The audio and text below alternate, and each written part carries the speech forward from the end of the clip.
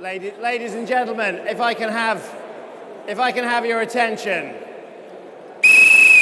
Okay, that got your attention. Welcome, lovely to see you all. Welcome to the Coutts Entrepreneur Month Prosper Through Change launch. It's lovely to see you all. You're all hiding at the back there, and I just would like to say that if you, like me and Coutts, believe in the future of Britain, do you believe in that? Yes. Then join me in taking at least 5 steps forward. Come this way. Let's have you a little bit further forward. Not into the carp pond. That's that would be a bad start. Yes, that's it. Come forward. There we go.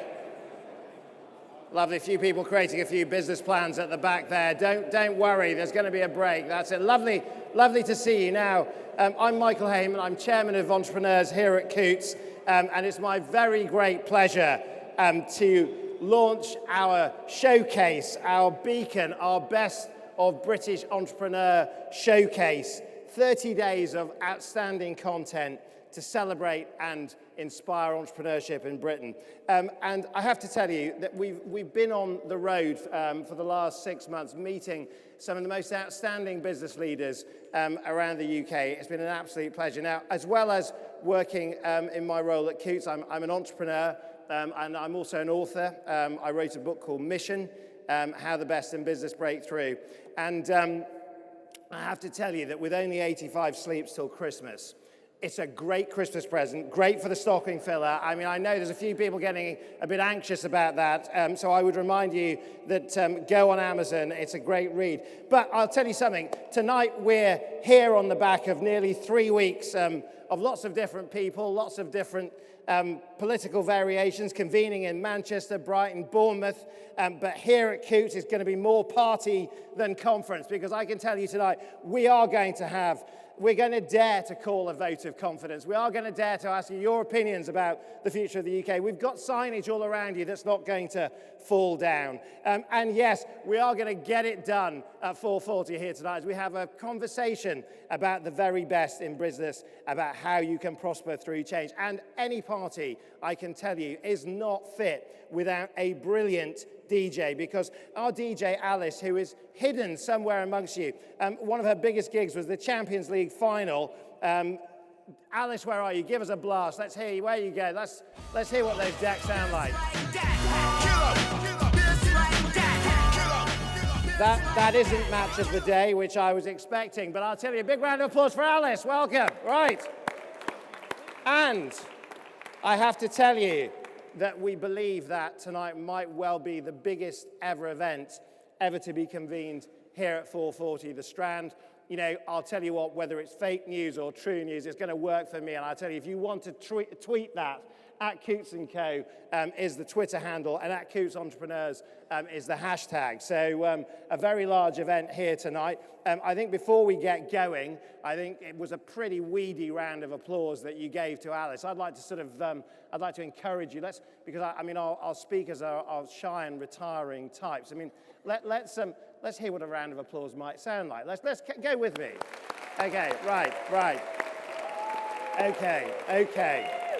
Okay, let's agree that's the lowest level of emotional engagement tonight. Let's try one that sort of brings blue skies where outside there is darkness, thunder, and end of days. Let's sort of like give something that will actually fill this auditorium with the sound that entrepreneurs can make. So I would say, think clapping, think cheering, think whatever takes your fancy. On 3, let's give it the best one we can. 1, 2, 3, go for it. Go. Okay. Now we're in business. Brilliant. Right. Now, a quick show of hands. Those that think the UK is a great place to be an entrepreneur. Those that agree with that. And those that disagree with that. Well, I can tell you that's the vote of confidence that we've been waiting for. At least this is the right event for entrepreneurs, because there's a lot of optimism in the room. And I'll tell you, there's a great survey that Coutts has carried out over the last few months, which I think does very much reflect that optimism in the room about actually the people that have got the guts to go for it. Now, we're going to have plenty to mull on tonight. Brilliant speakers. We've got 8 speakers, 4 sessions, one real focus, what it takes to prosper through change. To get us going, it's great to be able to welcome Dylan Williams, who is the Managing Director for England and Wales here at Coutts. He and I have been travelling the country on our own battle bus. We've seen what entrepreneurship is like, the length and breadth of the UK. Do give him a very big round of applause.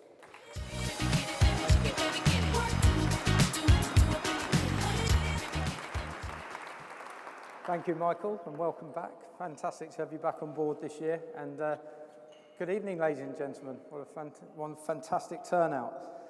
And what a fantastic way to launch our second Entrepreneurs Month. We're absolutely delighted to welcome you to our home here at 440 The Strand. It's a place that's very special to us. After all, we have been on the Strand for over 300 years. And we're very, very proud of our heritage. We're very proud of our history and our client base. And the fact that over the many years throughout our history, we've managed the wealth of and partnered with many of the UK's leading pioneers. And today at Coutts, we look after 20,000 entrepreneurs. That's a privilege. And we work with them as we help them navigate through the changes in their businesses, in their personal circumstances. And we're able to advise and work with them and partner with them through that journey, whether they're scaling up, whether they're exiting, retiring, although very few do, starting up again, because of the breadth of our proposition across the lending, the banking, financial planning and investments that we're able to provide. And importantly, our clients always tell us how important our connections are, our network. And I was just having a conversation just a minute ago about the importance of bringing like-minded people together. And today is a great way of emphasising the power of the Coutts Club. And we're absolutely delighted to have you all here. Now, yesterday there was an article in the FT where our chief executive said he has the best job in the bank. Well, he's wrong. I do. I am so fortunate. I get to travel across the country meeting entrepreneurs, whether they're prospects, whether they're existing clients, who are having a massive impact in their local communities, having a massive impact on local economies.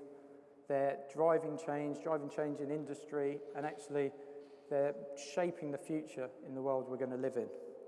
And what always strikes me wherever I go is the positive attitude, the relentless focus to succeed, the fact they always see opportunities when everyone else sees problems, and their sheer bloody mindedness, the fact that actually their resilience levels are off the scale. And it always strikes me when you're having these conversations, they're always asking, what's next? What's the next opportunity? So last year, we commissioned a report asking exactly that question, because we wanted to celebrate those that are forward-looking. We wanted to celebrate those that were brimming with optimism, taking risks and grabbing opportunities. And actually, it was out of the back of that report that Entrepreneurs Month was born. And last year, we had 31 fantastic days dedicated to the pioneers of today's economy. Now, a quick question. How many of you were at the launch event last year? Hands up. Ooh, less than I expected. But nonetheless, those of you who are here, nobody, I think, will have forgotten the truly powerful speech by the black farmer, Emmanuel Wilford Jones. It was truly inspirational, and many clients have referenced it, meeting them following that evening. And then for the closing event, we had a great debate, a terrific debate between Lord Billamoria and Dame Helena Morrissey. And the feedback we got from those events, from clients and everyone attended, was brilliant. You've got to do more of this. And actually, Michael, I and Paul Fletcher, our head of marketing, we sat down and said, actually, how do we take this across the country? There's so much happening across the UK. And we've had roadshows in Manchester, Bristol, Birmingham, Leeds, Newcastle, where we've convened some of their leading entrepreneurs. And we've heard about how they're focusing on driving their businesses forward and prospering through change. And we've learned about how they're changing mindsets of the consumer, how they're having a positive impact on their local communities, and how they're succeeding when others are struggling. So when we returned, we said, how do we top that? How do we take this to another level? In true entrepreneurial spirit, we didn't look backwards, we looked forward, and tonight we're going to do that. We're going to top it, aren't we, Michael? Yeah, sound convincing.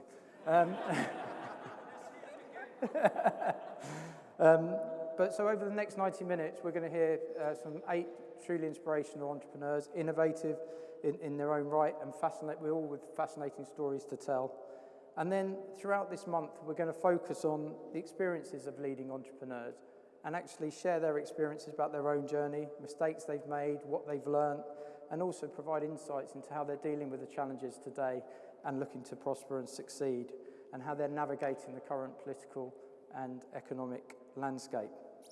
But finally, we also want to show and talk about and put a spotlight on those industries that are disrupting business and those industries that are going to actually fire Britain's growth into the future.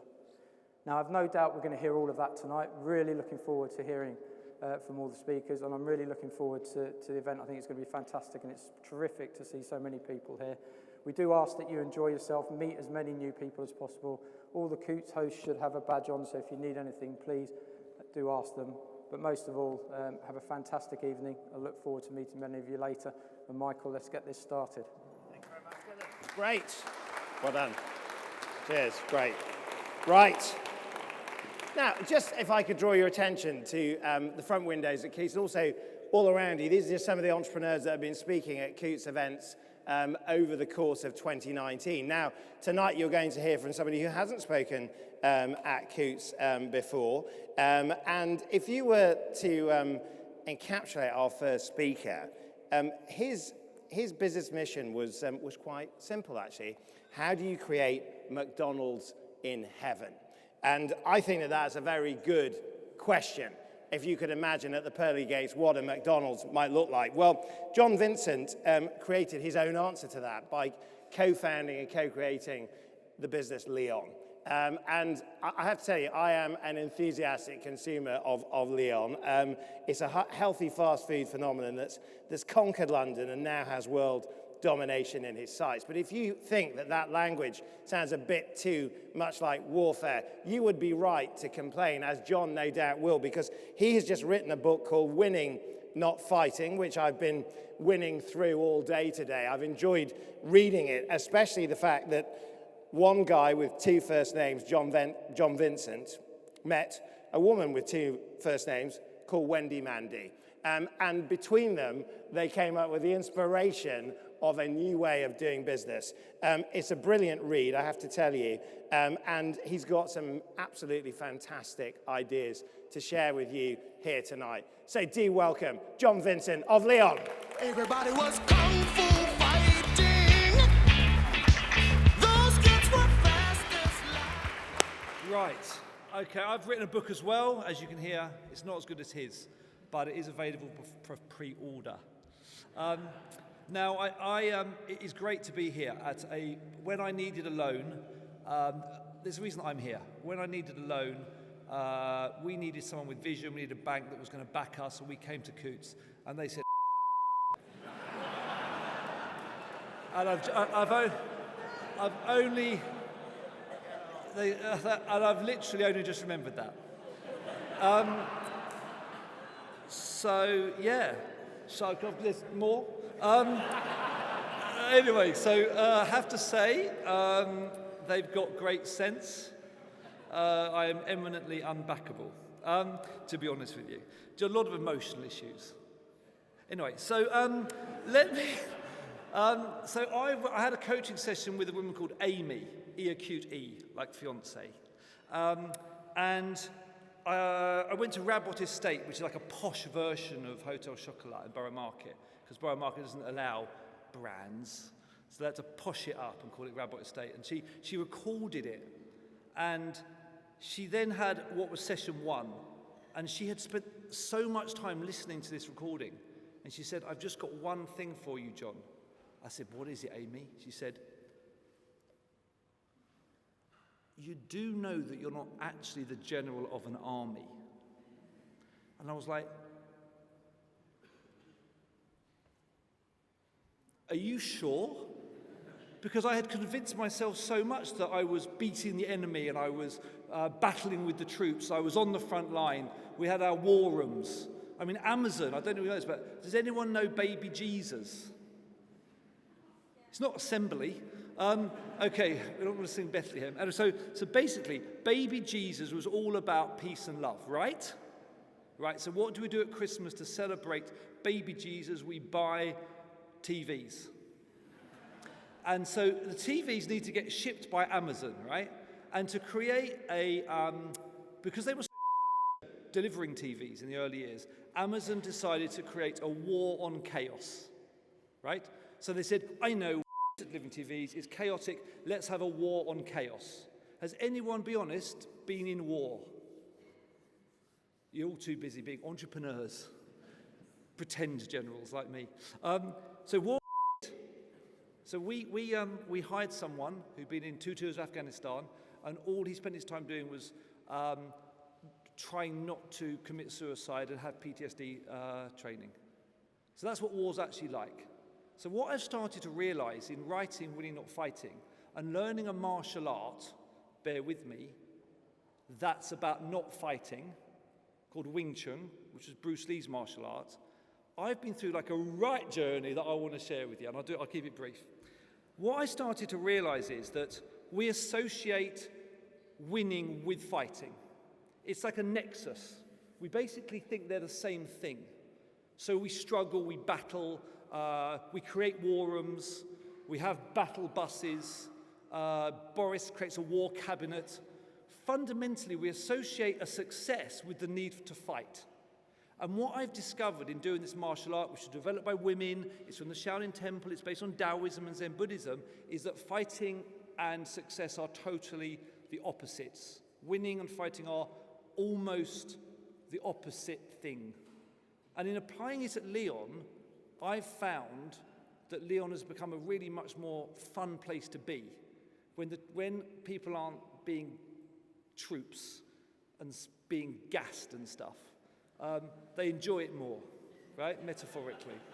And when we, I don't know whether you've heard of these, we've discovered we have these, because I've been to the restaurants recently. We have things called customers. Does anyone else have customers? So, yeah, 3 of you. Okay, we can do a workshop. For the rest of you, we can do a workshop on that. In war, there's no customer. What there is a beating up the competition to make us feel like we're doing something. That's what war is.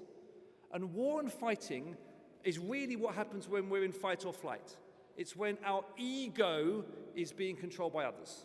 I started work at Procter & Gamble, and let me tell you, step 1 of creating the adverts at Procter & Gamble was create the fear.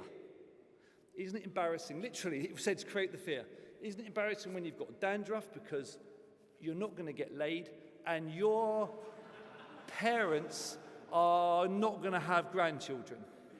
But don't worry, we've got these new micropicules. Here's the science bit. You're going to get laid after all. So that was basically what the P&G advert was. Then, I'm not going to name any newspaper, right? But look at the front cover. It's like fury, anger, shame, right?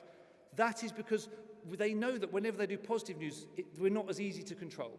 And when politicians, I've worked out, the reason the House of Commons doesn't work is it was never meant to work. Right? It was never meant to work because the monarchy didn't want the townspeople focusing, joining forces against the monarchy. They wanted to pit them against each other in a combative, fighty place called the House of Commons. I really believe that, right? So if you look at the debates about Brexit, there was no content whatsoever. There was no content about what does it actually mean to vote, to leave without a deal. Zero content, because it was all about fighting.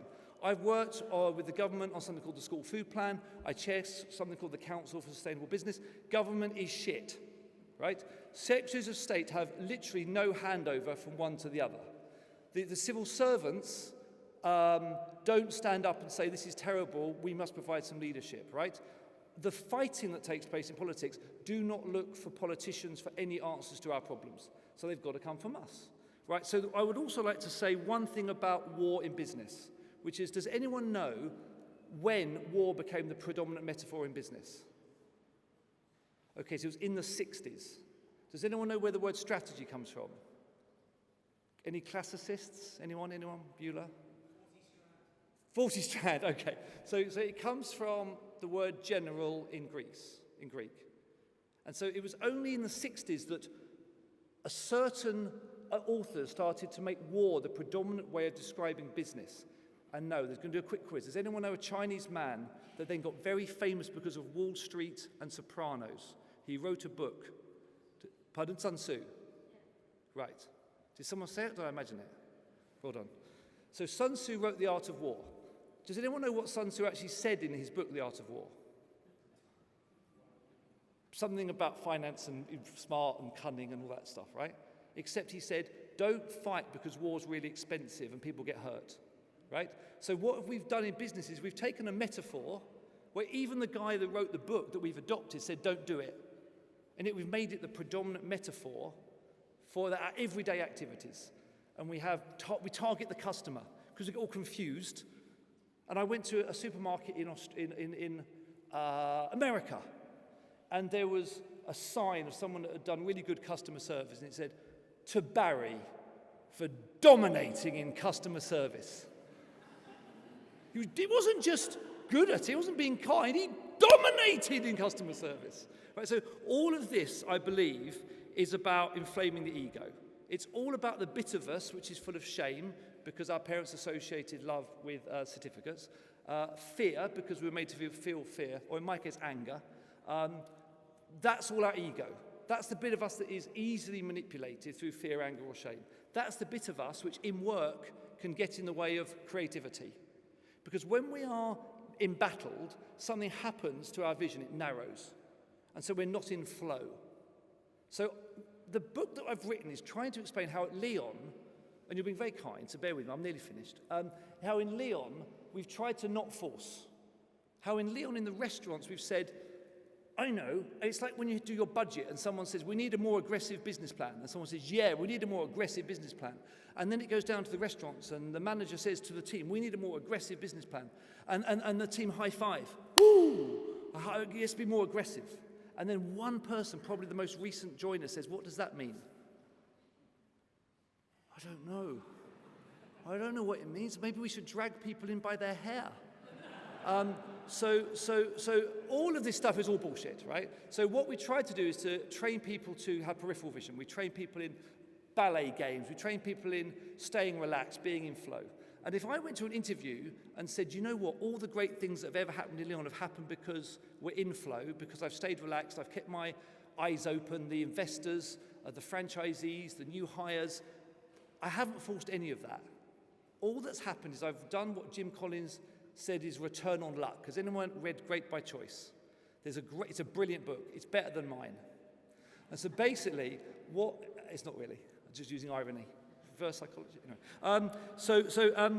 What he said was, every successful business has had the same luck. I don't know how he did this analysis, but as the businesses that failed, conjoint analyses with twinned businesses. Each business that succeeded had as much luck as the others, but they had return on luck. Why is staying relaxed important? Is because your peripheral vision is open when you're relaxed.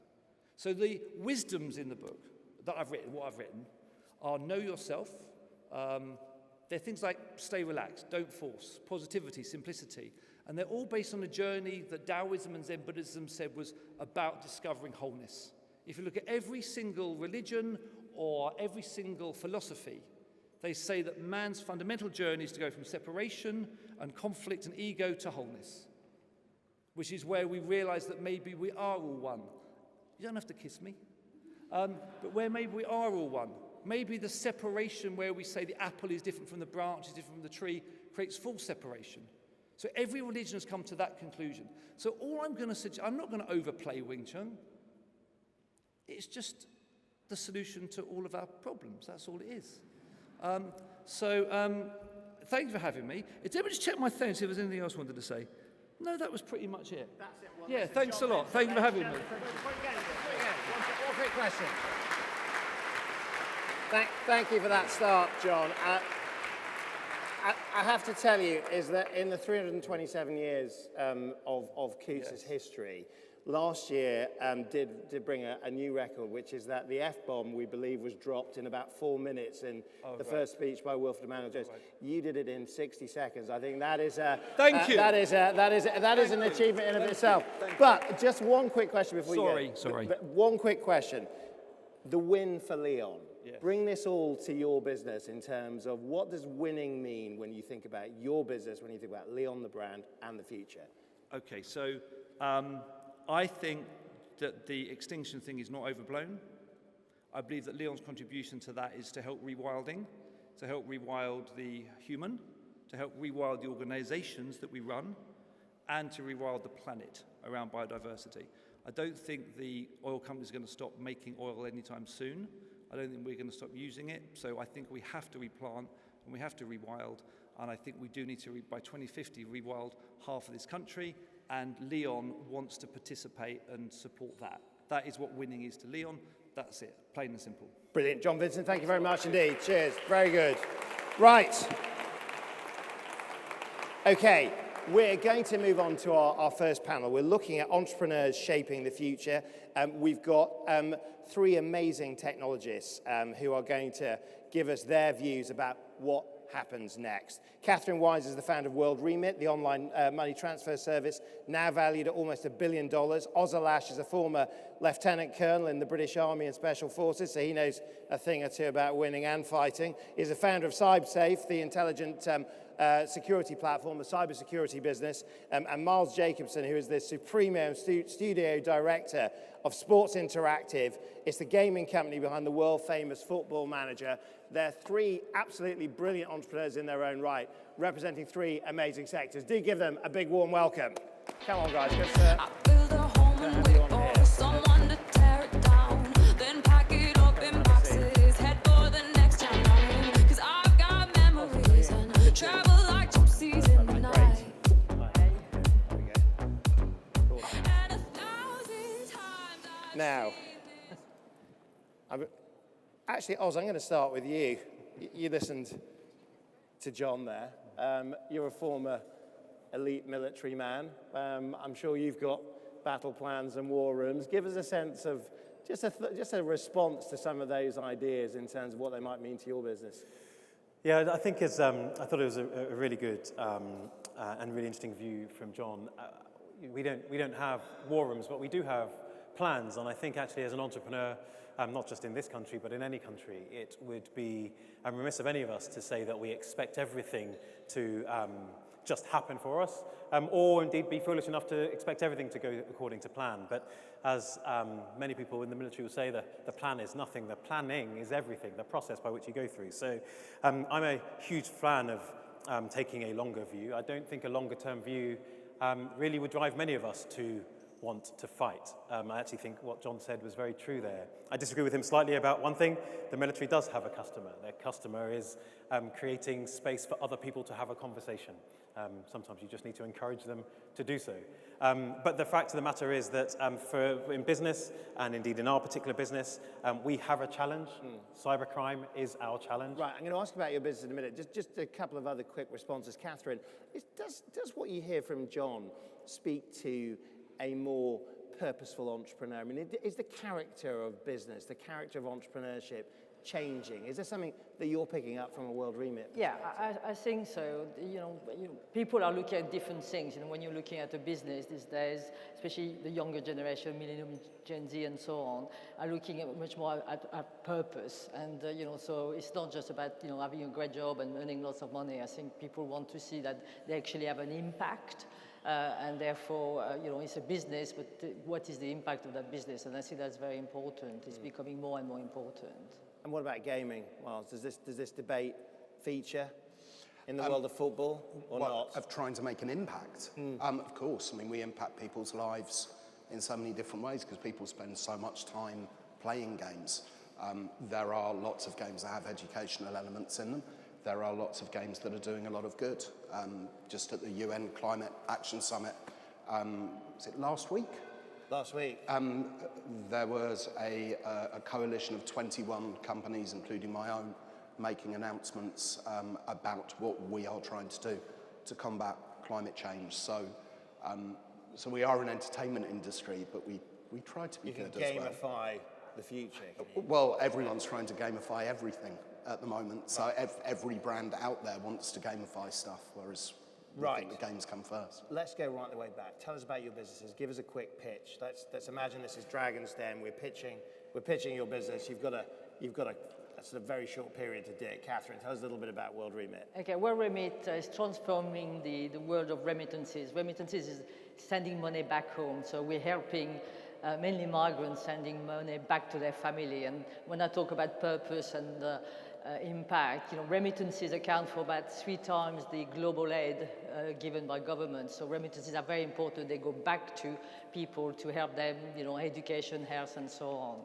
So, And give us a sense of the scale of the so business. we started 9 years ago. We've got now 900 people. Started 3 of us, and we're now 900. And we did probably just under 90 million revenue last year. So we've grown very quickly over the 9 years. Oz, introduce us to CyberSafe. So CyberSafe is a cybersecurity and data analytics company. We are laser focused on the human aspect of cybersecurity. So we help organizations through our software platform address human cyber risk by focusing on behaviors and attitudes, but also then using the data that we generate from that understanding to help them understand the risk they face. And our platform literally learns the best time, the best way, and the most appropriate way to provide people interventions.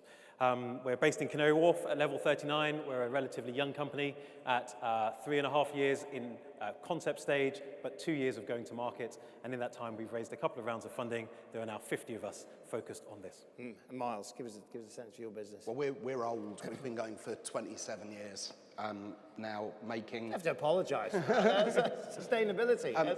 Making computer games to help people escape from their normal jobs. I think most of the people here are pretty lucky in that we probably enjoy our jobs, right? There's lots of people who don't. So we give people the chance to become football managers and find out if they really do know more than the manager of their club. And as a sideline, we're now involved in the data side of things. We have 1,300 scouts around the world, which is the largest scouting network in football. And football clubs actually buy data from us. So it's life imitating art, imitating life, imitating art. But you're all involved in many ways in 3 big bets about where UK enterprise goes: esports, cybersecurity, fintech. These are 3 of the big ones. Give us a sense of why those markets, from your perspective, are the ones of the future. Why you're in them. I think Oz, maybe kick you off with cybersecurity. Yes, I think most of us would struggle to argue against the fact that the world is ever and increasingly connected, increasingly digitized, and increasingly interdependent. And of course, with that and with many of the challenges that we face as a society, technology has a real role to play in the way in which we address those challenges. That's a really exciting opportunity for all of us to play our part. With it comes a number of other challenges, though. There are people who make quite a lot of money from disrupting that. And so cybersecurity and indeed data privacy by extension as well are 2 big areas that no matter where you are in society, no matter where you are in the world, will directly affect you. If you're a business, you will probably have it somewhere on a risk register. And of course, if you're an individual, despite the fact that you probably or may not consider yourself a technologist, you are very, very attached to technology. So for a number of reasons, it is a big bet. Actually, it's a necessary bet for us as well. Our national security relies on it, our purpose and the way we do it. But is this back to sort of John's sort of dandruff sort of metaphor? I mean, we're being scared, in many respects. You listen to like the ads on, the ads on the radio or the TV, this is a real cyber threat. I mean, to what degree is the threat, in your view, real? How seriously should people take this? Or is this just brilliant marketing that's getting people to spend a lot of money at the moment? It's unfortunate because the threat is very real. But I don't think actually it's a threat we should focus on. The threat is impossible to deny. As I've said, cybercrime increases and more people are affected by it. But remember what I said, this is an opportunity for us as a group of people, as society, to engage with technology. And we need to do so. There aren't many businesses represented here that will not thrive from it. So yes, there is a threat, but I would suggest that there's a bigger opportunity and we need to engage with technology more. Catherine, UK FinTech, give us a sense of the community that you're a part of and your sense of its future. Well, UK FinTech, you see it every day in the news and receiving, the largest amount of investment. Actually, I think it was a couple of days ago, there was an article saying that we were actually topped the league table above New York. I think it's a very thriving environment because we are trying to resolve problems. Sometimes simple problem like World Remit, which was simply bringing an industry which was very traditional, offline, a bit like the travel agent before. You used to go to a shop to book your ticket. And now you do it online, and it was the same with our sector. It's making it, using technology to make it easier, cheaper, and much more convenient. So it's resolving people's problem. Mars, give us a sense of your sector, of esports particularly. I mean, and also from the perspective of people that may well have been, in the past thinking, well, that's a kind of hobby. I mean, it's big business now, isn't it? Yeah, I think my mum stopped asking me when I was going to get a proper job. When you made your first billion? When I got the OBE and went to the Palace. That was, right. She hasn't asked since then, which is good. But, games are entertainment, and esports, there might be some people in the room who are aware of what it is, but it's the most democratic sport out there. It doesn't matter whether you're amateur, it doesn't matter if you're pro. Bring it to life for us. It's people playing computer games against one another. It's stuff that we've been doing all the years for those of us who've been playing games for 30, 40 years. It's what we do on our sofas with our friends, but it's bringing it to life with broadcast standard quality. The recent Fortnite World Championships was watched by over 100 million people live on the internet, so there's no TV companies making money out of it at the moment. It's just kids and adults playing games and people watching them. And how you monetize that, and the role of the UK as part of that. Give us that. So monetization at the moment is mainly through sponsorship. It's going to be through other deals in the future, but it's the same way that influencers make money. It's advertising, it's sponsorship. The UK, for a start, is making a lot of the games where esports are popular, also has a lot of venues, and has a lot of tech companies based here. So here East, which is where our office based, is becoming a bit of a cluster for esports in the Olympic Park, part of the regeneration of the Olympic Park. And Staffordshire University have just opened an esports university. Actually, 2 floors below us, have a bunch of students who've just joined, learning how to be more on the event side of things and on the shoutcasting side of things. Okay, right. Now, this issue that we're addressing all of this month is about how you prosper through change. There is no doubt about it that the UK is going through quite a period of change right now. From the perspective of your businesses and the parts of the technology sector that you represent, it'd be great to get your view on how you see the road ahead. Allow me to drop another bomb, the B bomb, Brexit. How do you see that playing out from your perspective? Catherine, maybe you can kick us off and we'll work our way down the panel for some final thoughts. Well, obviously the fintech is affected by the B word, and we've had to take, a step to get another license in Europe, and I think most businesses have taken that. At the same time, we are a global business, so we don't just see Europe, we see the world, and we see very much, our base in the UK being very much the great base to do that global expansion. And that's why I think, again, I've mentioned to people earlier on that the UK is still the best place to launch that global expansion. There's a lot happening in the fintech. Technology changes all the time, and I think there's opportunities there to use that, and I certainly see it in our business. From the time we started back in 2010 to today, technology has changed, and we've been able to add to our product to make it easier. But when you see someone like France investing $5 billion into technology in the last couple of weeks, yes. I mean, you just think, well, Station F, if people have been to Station F in France, it's great, but that's where, I'm French, that's where the French do it, they have to be big and everything. The reality, I still think, business, to do business, access to capital, access to talent, which is more challenging in the UK, but, we are, as a global business, if you want to expand, especially to the US, being in an English-speaking country, I think is also very important. Oz, your thoughts, road ahead? Yeah, I think I think we have an incredible opportunity as a nation, and I think actually opportunity and leadership are the two watchwords that I think we as entrepreneurs, but also we as society, need to embrace. Many times, regardless of which way you voted or which way you think things are going to go, we behave as if everything is set for us, but the reality is actually it's all up for grabs. So what we do now, and between now and a decision, and indeed not a decision, but now and the next steps, and what we do after that will determine what we face. And actually in our particular industry, so the cybersecurity industry, of course, that's not going to go away regardless of Brexit and what happens. In fact, if anything, it's only going to become even more relevant. So exciting. Miles, I'm thinking Brexit, the video game, it's got to come. There's a market opportunity, Well, surely. we have Brexit in Football Manager, so it's something that's going to affect the football world. So when the vote happened, I spent the weekend directly after the vote. This is not a nice thing.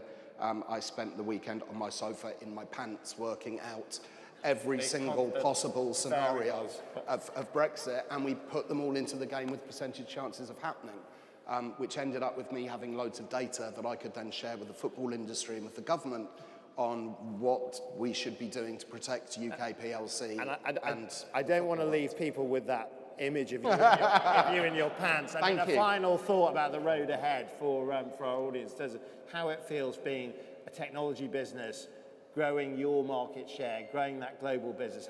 Tell us a little bit about your final thought on that.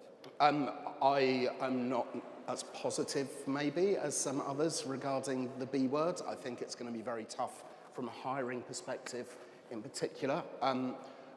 But we are also a global business. Our business is going to carry on regardless. And we just need to be able to bring in the best talent from around the world. Okay, we're going to have to leave it there. In the words of Meatloaf, 2 out of 3 ain't bad. Thank you very much to our superb panel. Big round of applause. Now, thank you guys. We're going to break for 15 minutes. We're going to have you back for 2 final sessions, absolutely brilliant ones coming up. We're going to have a funder and founder session, and then we're going to be having a final interview with Floyd Dorfman. See you in 15 minutes. Okay. Ladies and gentlemen, can I have your attention? We're back in the room.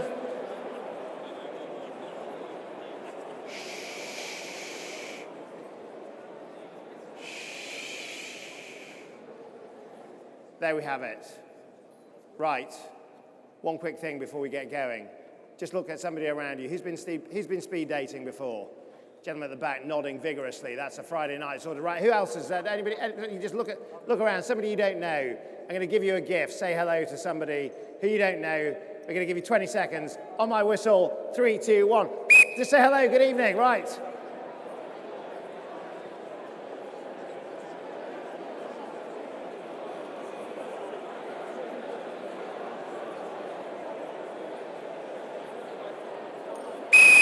Right, okay.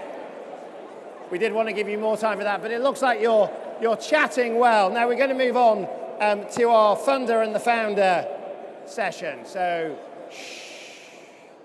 think when the event's over, you can pick up where you left off. Excellent. Right, okay. Let's move on. We're going to move on to our next session, looking at what it takes to grow a great business, but also what it takes to fund one.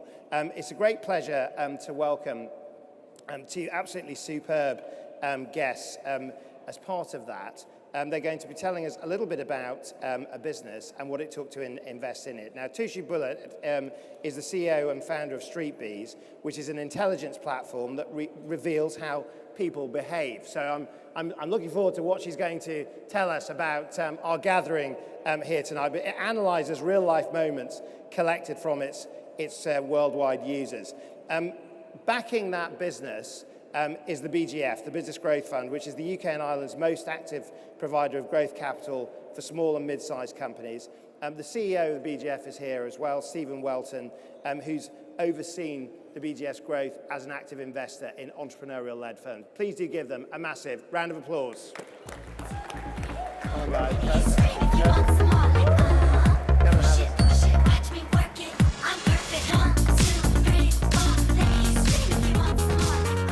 Right, Tisha, did I get that right? Absolutely. Tell us a little bit about the business. Yeah, why not? So StreetBees is a global intelligence platform. We replace traditional market research. if you are, any of you have actually worked at P&G, you would know that they need to understand why consumers do what they do. But they ask people questions like, how often do you eat ice cream? Who can answer that, right? That makes some assumptions about human beings being rational and consistent, and we are neither. So we make decisions with our emotions. So we invented the concept of conversational research, where we can understand how people are actually making their decisions in the moment by sharing with us if they are afraid, ashamed, angry, which actually derives the reason why they end up eating ice cream. Right, now you went through a fundraising round. When you actually were thinking about that, what were the signals that you were ready to do it? Was there a moment where you thought, right, we're going for funding? And if so, what was that? That's a good question. When investor starts chasing you, that's a good moment to decide that, you're probably ready for that. We actually resisted for a while. We are very lucky. We are B2B business. So we were already working with people like Unilevers and P&Gs who took a chance on us, and we were generating revenues. But we reached a stage where we thought, okay, if we're going to really build this and disrupt the $75 billion industry, we are going to need to speed up. So that was the moment we decided that the clients are really welcoming the solution, so we now need to scale this up, and that was the best time to start raising. Right, Stephen, we'll get to the investment in a moment, but introduce the BGF for us. Introduce it as an organization. We're 8.5 years old, so we were a startup. We have a big advantage over most startups. We had 2.5 billion, and I recommend that. It takes away all these endless funding rounds. So we've had no excuse that we're constantly fundraising. So what we've focused on is investing, and I'm picking up on one of Tuğçe's point. One of the things we spend most of our time doing is actually talking about people, talking about what is it that entrepreneurs are trying to do in their business, and why are we excited by their business and their vision. So on the back of that very simple approach and being well capitalized, our mission statement was to try and create a really substantial investment organization in the UK, not just in London, lovely as that is, right across the country, so we could talk and have a conversation with lots of different types of businesses, not just in technology, but in traditional businesses. Because the great thing about all entrepreneurs is they are passionate about their business, and that's what drives us. So from that beginning, we have now grown an organization of 14 offices across the UK and Ireland. We make more than an investment a week, and we're investing up to £500 million a year, which has made us the largest investor in the country, and that's something we're very proud of. Right, so just go back to the passion point very quickly. So you're investing across the country in lots of different sectors. When you look at the golden thread between the investments that you make, is passion the one? Is that what you're looking for in terms of the founder, the entrepreneur? How does that bear out, and what are the other factors? Well, if you don't have passion, you're not going to get very far. And actually, I think a lot of entrepreneurs probably don't understand, and why should they, how does an investment organization work? There's going to be somebody you meet who is ultimately going to be your spokesperson, the person who's fighting John's war, to actually put the case and to get an organization to back you. And if you don't understand what makes somebody tick, how on earth can you understand what makes that business work? Because the entrepreneur, and Tuğçe is a great example of that, is a leader of their business. They've got to get people to join a business when at the beginning it may have great prospects but very little substance on day one. And what joins it is the connection between, is this a fairy tale, or is this actually an ambitious plan, and have you got the team to take it from startup through to a more established business and to scale up? And what changes when the funding comes into the business? What changes in terms of your sense of responsibilities, expectations, patient versus impatient returns? Very interesting question. Actually, day-to-day, nothing changes. Your responsibility doesn't change at all. Your number one responsibility is, in my opinion, towards your clients, towards your teams. So those things don't change at all either. And to be honest, the pressure to keep growing is there from day one, because I don't want to use the concept of war, but you did start what you started for a reason. So that, I would say that impatience is already inside you. Right, so I think with funding, what does change is the resources. That does change. So you can hire much more amazing numbers of people coming into your business that previously you would never be able to afford. That's the biggest change. But is it more than just money? I mean, when you're looking for a funder of a business, how does the relationship work? That's so important. So I had an investor meeting this week, and this was a follow-up meeting, and he was telling me that, oh, you were meant to send me the financials. And I said to him that I will once I see the passion. Passion cannot come after you see the financials. I would go to a bank for that, right? And if I'm gonna get an investor, I need to first see that they are as excited as we are about what we are building, what we are changing in the world, right? If we can't see that, we can't partner, partly because things don't always go well. There will be ups and downs, and if you are just in it for the financial returns, how are you going to continue to support the business? You need to be also in it for the reason why we built the business. So Stephen, you saw the show of hands at the beginning from the entrepreneurs in the room that felt confident about the future.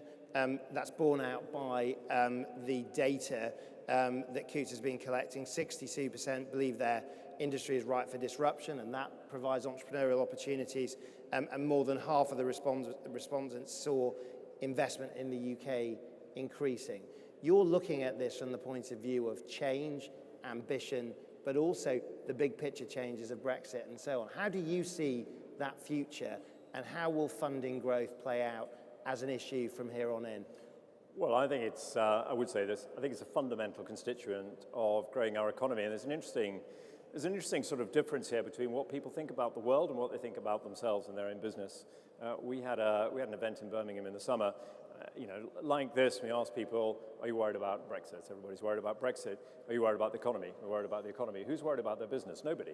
Because you worry about your business every day, but you worry about it in a way that you think you can actually deal with it. So you're going to have a battle, but I can deal with that. I can go and hire somebody. I can reinvent the product. I can do something better. That is the essence, I think, of what makes us optimistic about the future. Britain has got a fantastic track record of creating businesses, and that is not slowing down. I think the role for investors, and Coutts is obviously a very successful bank, part of the RBS group, one of the largest banks in the country. Whether it's a bank or an investor, we have to absolutely sort of double down right now, because it would be way too easy to say, well, the world's very uncertain. Come back in a year's time when we know. So I think in terms of being ready, it's being ready for a changing environment and disruption, which is what all entrepreneurs talk about. They're going to disrupt a marketplace. Now the economy is being disrupted. What opportunities does that give you? It gives us all sorts of challenges, but it will also give opportunities. So, Tisha, in terms of that uncertainty, I mean, there's another factor for you. You're a female leader, and female-led investment in female-led businesses is not anywhere near where it needs to be. In terms of how you found it and how you feel as a female leader in business, give us a sense of the process to get that capital into your business, and how hard, how uncertain was it? I don't think there was any uncertainty. If you're building a good business, you're building a good business. And there will be a lot of people who want to work with you. That applies to hiring people, that applies to bringing in capital. What I always advise to people who are coming fresh to the space is that look for gender-neutral investors. You don't want, in my opinion, personally, pro-female either, and you definitely don't want to be working with people who are anti-female. But we were always surrounded by loads of investors who are simply gender neutral. So when they look at you, they see an entrepreneur. They don't see a woman or man. Right, Stephen, last question to you because we're out of time. But your campaign, Ready for Business, what does that mean from the point of view of an investor to be ready in this era right now? We looked right across our portfolio, and a couple of my colleagues are here. Brexit may or may not happen at the end of October. What happens if it does go through? There will be a working capital squeeze. I mean, that is inevitable. Companies will not have as much cash as they thought they needed. So being ready is, and we've done this with every single one of our portfolio companies, how much cash do you need in a normal environment? How much headroom do you need? Double it. If you needed to double it, where are you going to get the cash? So we're trying to be very practical, because what will undermine confidence is if the rug is pulled under the feet of a lot of growing businesses. And I think there is liquidity. I think Tucci is quite right that good businesses will always find it. We just need to send the signals that we are open for business, and not just because it's a good cliche, but really following that through, putting in more capital. In June, it was the most active month we've ever had. So I think we're trying to practice what we preach, and if everybody does that, then there will be bumps for sure, but our strong view is that there are far more opportunities. An optimistic place to leave it. Thank you very much. Stephen Welton, Tisha Ballou, thank you so much. Right. Thank you very much indeed, guys. Now we move on to the final session of this evening, and it's a really great pleasure to welcome our speaker. Just if you could just bear with me. I know the networking is ready and the bar is open, but we have got an absolutely cracking finale to this evening, because it's a great pleasure to welcome one of our great UK business stories, a real titan of enterprise, the great story from founding a business in a small shop and taking it global. So Lloyd Dorfman is the founder of TravelX. It's the world's largest retail foreign exchange business, which he exited and has moved on to be I think they call it plural, invested in many different businesses. He's also one of the UK's most prolific philanthropists. I think just at the back, it's not the House of Commons, and I'm not John Bercow. I'll have your attention, please. Thank you so much. Right. Among much else, he is also the chairman of the Prince's Trust International, and we're going to hear a very, very special story at the end of that session. Please do give a massive, warm welcome to Sir Lloyd Dorfman.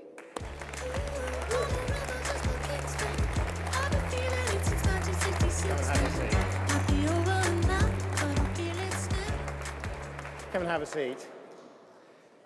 Now, you've been listening patiently this evening to the story of what it takes to make it. You've made it. You've had that story, that journey. Give us a sense of what being an entrepreneur means to you. So, being an entrepreneur is, yes, of course, the money is important. That's why we all do it. But actually, in a funny sort of way, I don't think it's just about the money. Because today, you don't need to be an entrepreneur to make money.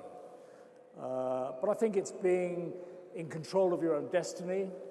I think it's being flexible and creative and boldly going where no one's ever boldly thought to go before. But at the end of the day, and I often think this, being an entrepreneur, and I don't know how many people here would agree, at the end of the day, it's not whatever size of business you have, it may not be the biggest ship, and it may not be the fastest ship, but it's your bloody ship, right? And for those of us who can't be corporate animals, being in control of your own destiny, being an entrepreneur is as important as making the money. So take us to the beginnings of that journey. Take us back to Southampton Road, to the younger Lloyd, actually the person that was creating that business. Did you have a sense that, I suppose, what did you think you were going to achieve when you actually opened the shop? I didn't go to university. I went to a very good school. That was good. I had a reasonably good education. Didn't go to university. Originally was going to be a barrister, liked the bar, didn't like studying, but always loved business. And I spent 3 years working in the city through a very difficult time in the city and for the UK. This was back in 73-4. There was miners' strikes, 3-day working weeks. Collapsed the property market, collapsed the stock market, Bank of England trying to stop banks from collapsing. But I always wanted to start my own business. So at what point does meltdown make you think I'm going to be an entrepreneur? Well, it was, by the time I decided to start my own business, we were sort of coming out the other side of the whole thing. And I was 23, 24, and I just always wanted to start my own business, didn't know quite what it should be, and then this was 76, coming into the Queen's Silver Jubilee year of 77. Lots of tourists due to come to London, so I thought I'd open a little shop in London as a bureau de change. In those days, there was exchange control. So as Brits, we were only allowed to take no more than £50 per person per trip. You had to have it Is marked. that coming back? It could be. If the Labour government get in, it will be. You'd be lucky to go anywhere. And you had to have it... Couldn't possibly comment. You had to have it marked in your passport. And this world, the world I was going into, was dominated by some of the largest and oldest financial organizations in the world. But sometimes, and I'm sure many people would relate to this here, you can think too hard about these things. So, it's a case of, ready, far aim. And I just wanted to have my own business. And I started this little shop. And was the shop called Travelex? Was No, actually, Travelex didn't come into existence till 1985 as a name, which is when we won our first ever airport contract at Heathrow's then brand new Terminal 4. And I just put an off-the-shelf company and I called it Express Exchange. And for the first 3 months, 7 days a week, 12 hours a day, all there was me. I had to borrow the money to start the business, and I had to shut the shop to go to the hotel next door to go to the toilet because there was no loo in the shop. And my first customer came in to change 300 French francs, if you remember what they were. And you never know, you might see them back again one day. And that's sort of how I started the business. But you know, can I produce for you the 35-year business plan that will show you from bottom left to top right how it would work? Was there a moment where you thought, I'm onto a winner here? I mean, what was I mean, there must have been a moment where you thought, this isn't just an everyday business and there might be something really in this. I mean, what was the tipping point? I mean, there were various tipping points at different scales. I mean, winning our first ever airport contract at Heathrow, when all they ever did was appoint the clearing banks to those contracts. I mean, I had to fight to reverse 2 refusals just to be allowed into the tender because we weren't an international or high street anything. I mean, that was very controversial appointment, huge watershed for the business. And then from that, we sort of didn't look back and we grew internationally. And then, and perhaps sort of quite relevant for now really, one of the other very big steps we took was in 2000, I won the auction to buy the Thomas Cook financial services business for £440 million from the then 3 shareholders. To put it in perspective, we didn't have the money. I'd never bought a business for £44 million, let alone 440. We also had to give an unlimited bank guarantee for 1.3 billion to Visa and MasterCard.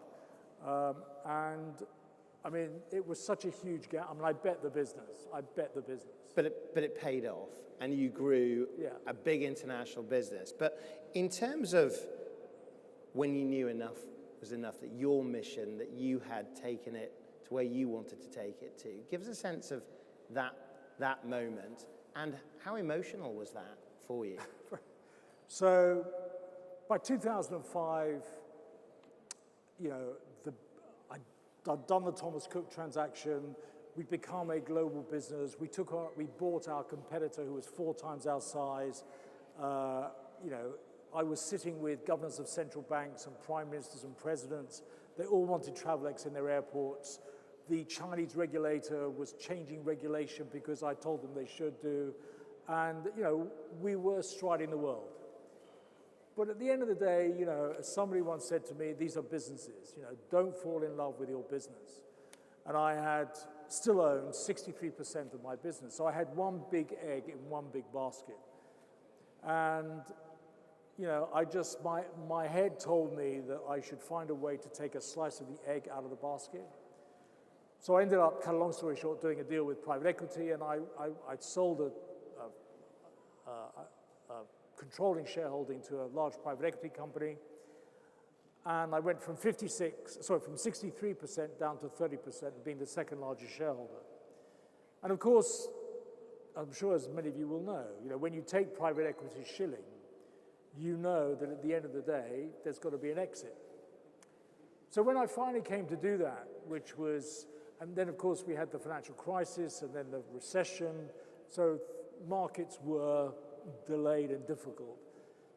In the end, we ended up running a twin track process in 2014, either an IPO or a trade sale, and we ended up selling it to doing a trade sale. And how did you feel? And people said to me, you know, Lloyd, how do you feel? Are you emotional? We're emotional. You must be emotional. I wasn't emotional. Everyone else was. It was time to go. Everyone else was getting emotional around me, and I was trying to think, why wasn't I emotional? You know, this had been sort of 40 years nearly, and actually, I realized that when I'd done the private equity deal back in 2005-06, when I wanted to take a slice of the egg out of the basket. That was the emotional. The first step. And I realized that it was more important from a family point of view to take a slice of the egg out of the basket than continue to be the chairman, the chief executive, and the controlling shareholder. Now, we're going to welcome a very special guest in a moment, but in so doing, since you left Travelex, your life has gone off into a number of different areas. You've invested in a number of different sectors, from offices through to tech. You're an active philanthropist in the arts. But I think your work in the Prince's Trust has been absolutely exceptional and noteworthy in terms of the amount of commitment you've made, both here in the UK and internationally. In terms of why didn't you just spend your time playing golf? Why did you feel that need to keep on going, to give back, to stay on the bike, as I think your good friend Lord Young says? What's the motivation to keep on going? So the bike reference, by the way, is a very old friend, a mutual friend of ours who is 87, who is very distinguished, former minister in Margaret Thatcher's government, who has this great saying, which is, life's a bicycle. You stop pedaling and you fall off. So retirement is not a healthy thing to do. And, you know, I created, built, and run an operation-intensive business. I've experienced a lot of stuff. I don't even play golf, but how much bloody golf can you play anyway? And I want to do things. So, you know, I have a private office. We're investors in a whole range of different businesses.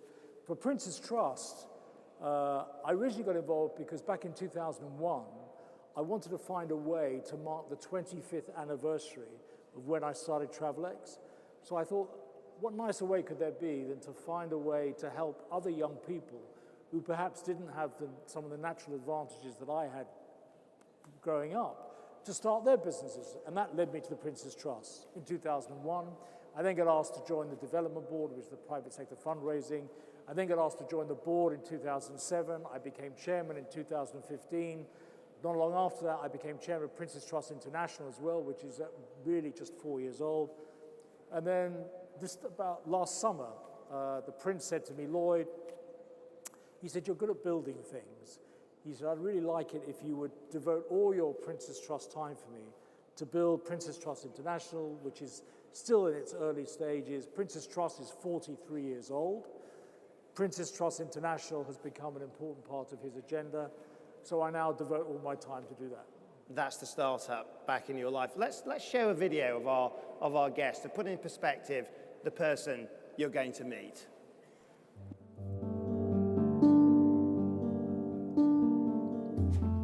My father had Parkinson's disease and there was no cure. I grew up witnessing my father getting more sick. When he died, my whole world really did feel like it had fallen apart. After my father passed away, I was extremely vulnerable. I met this man, and in a sense, I suppose I was groomed, and I was raped when I was 17 and badly beaten up. This went on for several months. I felt angry with myself that I'd allowed this to happen to me. Despite everything, I managed to get a place at Bristol University. I met this wonderful young man who kind of filled me with hope, you know, and made me feel safe. Unfortunately, my first year of university, he was shot dead. I just couldn't understand why these things kept happening to me, and I really wanted to give up. And so a friend of mine told me about the Prince's Trust. I did the 4-day training for the enterprise program, where you're taught different skills of how to run a business. I'd really never set up a business before. I felt really empowered, and I thought, actually, you know, maybe I can do this. Maybe this is something that I can do. My company, WorkSpa, is a corporate wellbeing company, so we go into organisations across the UK and offer services such as mindfulness, massage, yoga. I was asked if I'd like to apply to become an ambassador. It's just been the most unbelievable journey. So I've spoken at lots of different events. My first talk was at Buckingham Palace. given me a voice. You know, being able to share my story has been absolutely life-changing.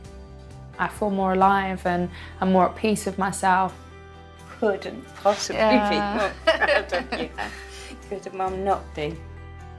If there was one thing that I would say to the Prince's Trust, it would just be thank you so much for the way that you've changed my life. I'm so grateful. Welcome.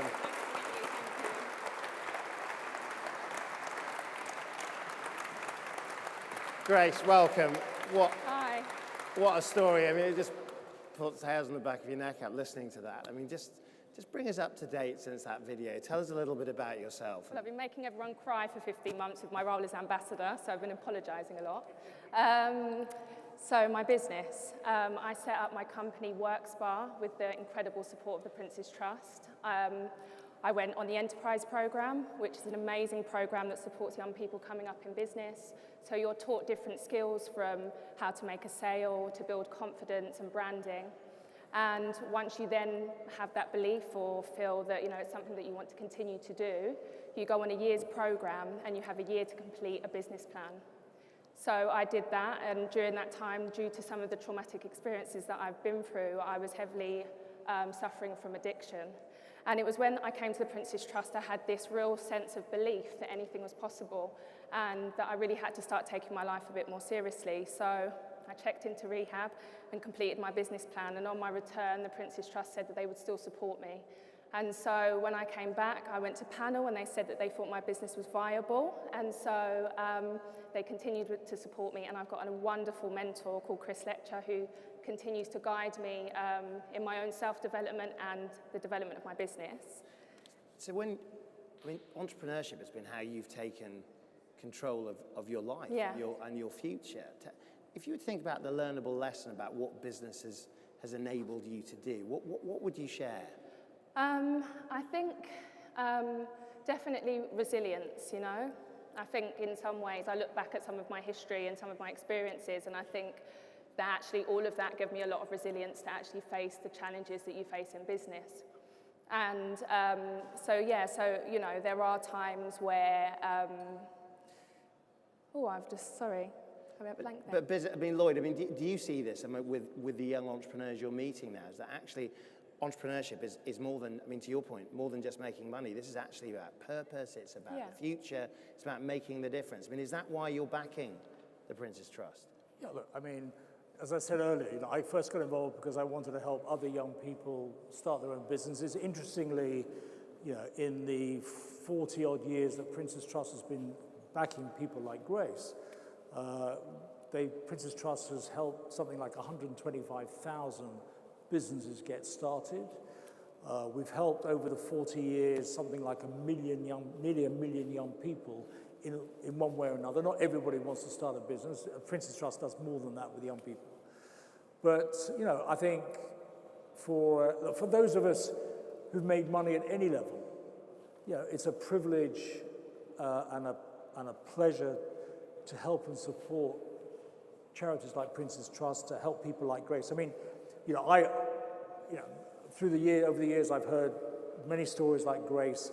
Not that we need to be reminded why we do this, but when you hear stories like Grace's, you know why you do it. And I would say to all you guys, you've heard Grace talk about having a mentor, whether you want to be a mentor or even if you want to just support it, philanthropically.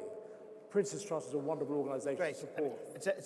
So that's the organisation, but what I want to just get to is this thing about many young people dream about doing what you did. The difference between dreaming and doing can often be a massive gulf. In terms of what held you back and how you found your way forward, what did you find in yourself that helped you cope and prosper? Well, I think one of the biggest challenges for everybody is self-belief. And so I came to the Prince's Trust with not much self-love or self-worth, and it was really the support of the mentors, the support of the program that really helped me, create that belief. And I think when you can find people that believe in you until you're able to believe in yourself, that makes a huge difference in your development. So in a sense, I think anybody can be an entrepreneur. It's, wonderful organisations like the Prince's Trust that create you know, free mentorship and free support that, you know, can support so many people to turn a small idea into something really great. And when you've got a call out to some exceptionally successful people, people that have been there, done it, and they might be thinking, you know, maybe the answer is the Prince's Trust, but if they just want to do their own thing, if they want to find a way to contribute, to find a way of being more purposeful, what's your message to them as a younger entrepreneur? I think for me it was, you know, it's about having a bit of faith, you know, especially when I had to leave work and find a new source of income and think about, you know, how I was going to pay my bills. I had so many people that were telling me, how can you leave a 9 to 5 and, you know, you've got a regular income. And really it's finding that resilience and strength within yourself, that if you have a desire that you want to create something, you know, it's listening to yourself and listening to that your intuition, your voice, and kind of going with that regardless, you know. So I think that's what's really worked for me. And a last final question to you both. When you look at the future, when you look at this, you know, we're talking about prospering through change, in terms of how you see it from your vantage points. Lloyd, perhaps you first, and Rachel, you give us the final word. Look, I mean, yeah, on one level, you know, I mean, the change we face, whatever happens, is, you know, huge. But in my experience, you know, big change creates big opportunity. One of the most formative things that ever happened for us in TravelX was the introduction of the euro. And our vision was that we would have a larger slice of a smaller cake. So, you know, for this country, for entrepreneurs, you know, yes, you know, the future is absolutely uncertain, but give us certainty, whatever it is, and I speak as a Remainer. But, you know, let's roll our sleeves up and get on with it. And Grace, your thoughts about the future, a final comment for us. You know, for me, you know, there have been challenging times, but I've been so fortunate to have the support of the amazing Prince's Trust, and I think as companies and as businesses, we have a responsibility to give back what we've been taught on our journeys. And, you know, my company's still in the early stages. You know, we're 2 years running, but we work with some incredible organisations like HSBC, Fujitsu and the White Company. And, you know, the Prince's Trust, all of my clients, about 80% have come from my talks at the events that I've done. So I think it's about creating those opportunities for young people, for them to be able to prosper. Grace, apart from the HSBC mention, that was an almost perfect but I knew answer. it was nearly at the end, so I thought I'd get it in there. Coutts could be a customer as well. Yes, Coutts, you can be a customer as well. Let's pick it up at the bar. Sir Lloyd Dorfman, Grace Grove, thank you so much indeed. Wonderful. Thank you. Thank you, guys. Right, thank you so much for your patience. You've been up on your feet. We've just got a final sum up from my colleague Greg Carr-Langley, who usually does these sorts of things with a wonderful poetry and symmetry and brings it all together exceptionally. Greg, the floor is yours.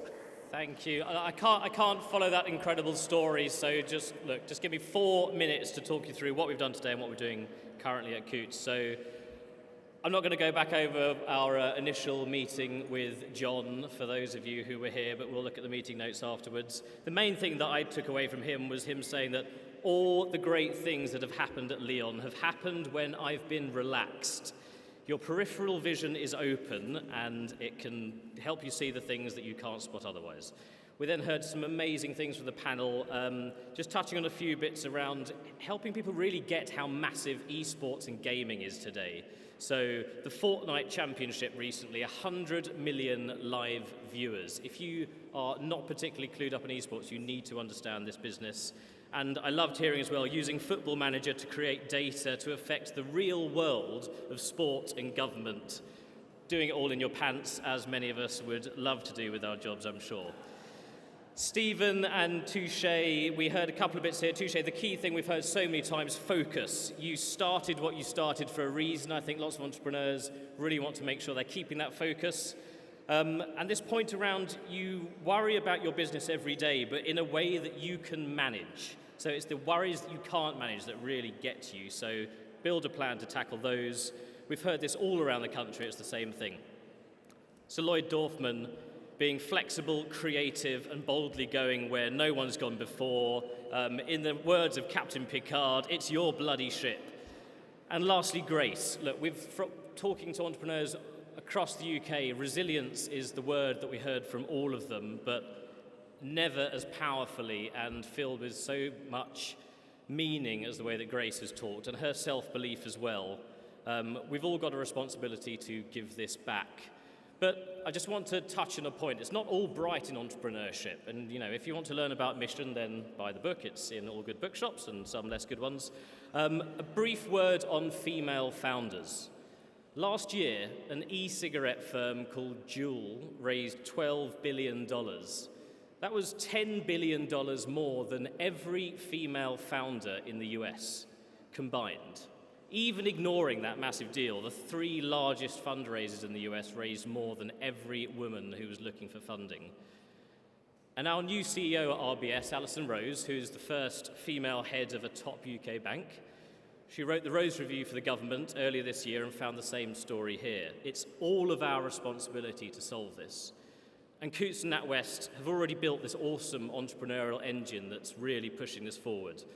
There's 12 accelerators around the country. There's 1,000 businesses every 6 months that we take in there. There's funding matching to help female founders get their businesses off the ground. And when they're ready to scale, capital and connections through the Coutts Private Investment Club, key ecosystem partners like the Business Growth Fund, and our incredible black book of people who have been there and done it. And ever since the days of Thomas Coutts, this bank has been all about connecting our network to help everybody tackle their problems and succeed together. So that's the point. These events aren't individual evenings, but these are opportunities to meet people who can help you drive your business forward. And if you've been inspired by any of what you've heard tonight, I hope you act on it and remember that Coutts is a partner that's here to help you achieve your vision. We'll be sharing deeper insights throughout the month, as well as the results of our research into the opportunities and challenges of entrepreneurialism, as Michael's talked about. We really hope you continue to get involved. We'd love to hear any feedback about tonight. So how do we keep the conversation going? There's Coutts Connect, our private social network. Talk to your Coutts contacts to learn more about that. We're on social, Twitter, Instagram, Facebook, LinkedIn, possibly the first year we've ever properly gone at social media, so I'm really looking forward to how that's going to go. We hope to see many of you back here on the 7th for our tech evening, and do also check out the tech events that our friends at NatWest are running next week. Visit natwestbusinesshub.com. Thank you to all of our speakers. Thank you all for coming. I know it's very wet out there. I hope you can all find your respective umbrellas later. Please stay for drinks. Find the incredible people in this room who can make the difference for your business or whose success you can transform. Thank you very much.